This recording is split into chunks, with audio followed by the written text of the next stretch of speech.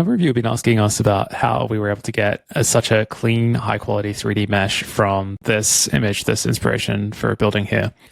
In this tutorial, I'll show you the steps of what it took to produce this 3D model and also just talk a little bit more about producing 3D models in Runchat. To end with, we can import this model into Rhino for fun. So a few things to talk about with this 3D model. One is that the adherence to the qualities of this building on the left, I've found fairly remarkable. What you'll notice as we flip the model is on the other side, there's also still a fair bit of detail and there's some potentially rational aspects of this building. And so I'll show you how we kind of went about doing that inside of Runchat. If I hit tab, I can open the search widget.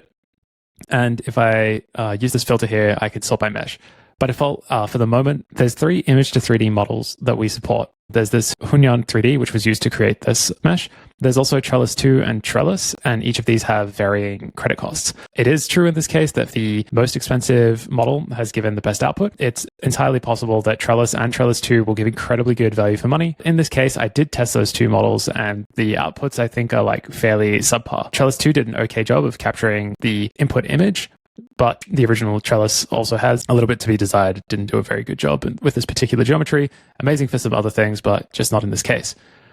If I go back to the search menu for a second, just one last thing. We do change these models all the time, depending on what comes out. So you may notice that these change in future after this video has been made. We'll obviously be adding the best, highest quality models as they're released and keep that up to date for you. The reason that this model with Hunyuan is so much better than the alternative models we just showed below is that it can take parameters for several different images. So we're able to give it inputs of this building from behind, from the left and right side, and that helps give it all this additional detail to work with to produce this high quality output. So I'll show you how I did that. So let's take this image and kind of start from here. In order to generate the additional camera angles required to make a high quality model of this building, I used Flux Turbo. So if I drag from this output and type turbo, I can select Flux Turbo.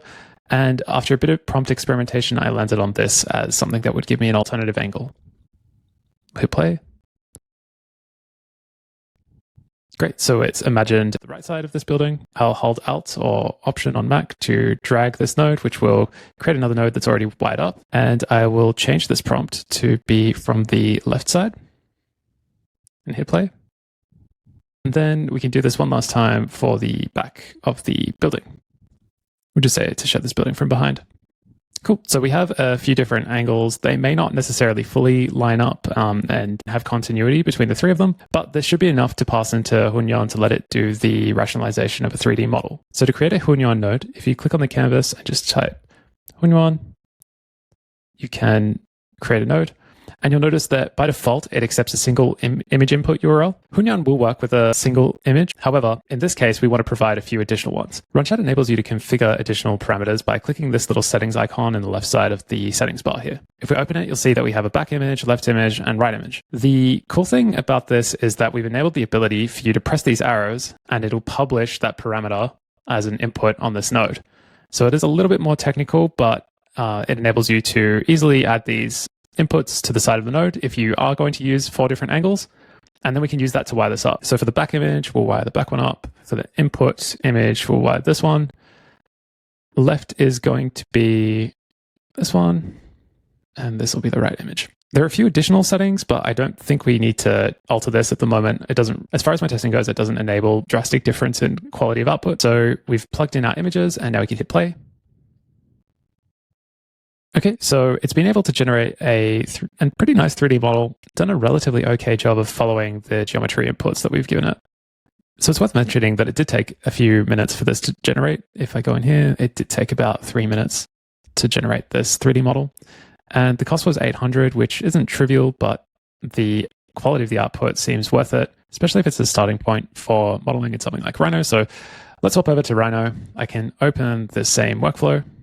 I can find this 3D model. If I select the 3D model node, I can export this GLB straight into Rhino.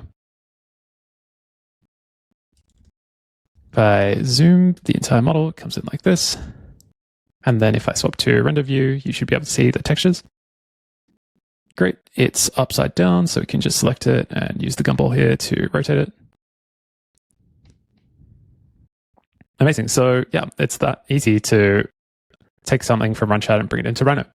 I'll pause here. If you have any questions, drop them in the comments, and it's free to get started. All you have to do is go to runchat.com.